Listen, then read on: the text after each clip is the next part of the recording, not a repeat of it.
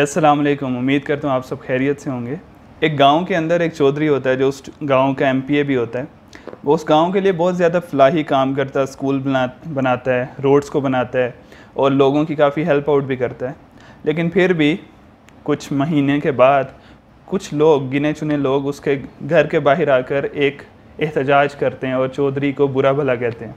वो काफ़ी परेशान हो जाता है। वो अपने जो मुंशी होता है उससे कहता है कि यार, मैंने इस गांव के लिए इतने फलाही काम किए, इतने अच्छे काम किए, इन लोगों के साथ सिंसियर रहा, सिंसेरिटी के अंदर मैंने कोई कमी नहीं छोड़ी, मैंने पूरी वफ़ादारी के साथ इनके साथ काम किया, अपना पूरा 100% दिया है, लेकिन इन्होंने फिर भी मेरे साथ मुझे अच्छा नहीं समझ रहे, मुझे बुरा कह रहे हैं, मुझे बुरा भला कह रहे हैं, मेरे बारे में अच्छी राय नहीं रख रहे और मुझको अच्छा नहीं समझ रहे और अच्छा नहीं कह रहे।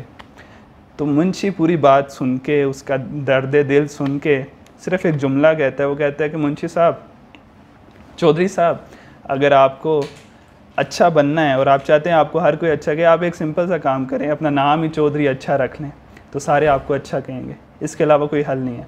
इसी तरह हम लाइफ के अंदर बहुत सारे अच्छे काम करते हैं लोगों के साथ, लोग हमें अच्छा नहीं समझते, जो मर्ज़ी कर लें, जो मर्ज़ी उनके साथ अच्छे से सलूक कर लें, अच्छा नहीं कहते। आप एक्सपेक्ट ही ना करें सारे आपको अच्छा कहेंगे। आइमा ताहिरीन, नबी सल्लल्लाहु अलैहि वसल्लम, पैगंबर, जितने भी नबी पाक, जितने भी नबी आए इस दुनिया के अंदर, उनको भी अच्छा नहीं समझा जाता था उस दौर में, उनके बारे में बुरा भला कहा जाता था। तो इसलिए आप एक्सपेक्ट ना करें, अपनी दिल आज़ारी ना करें, अपने अच्छे काम जारी रखें और अल्लाह ताला खैर करे और आपको खैर बांटने की तौफीक अता करे।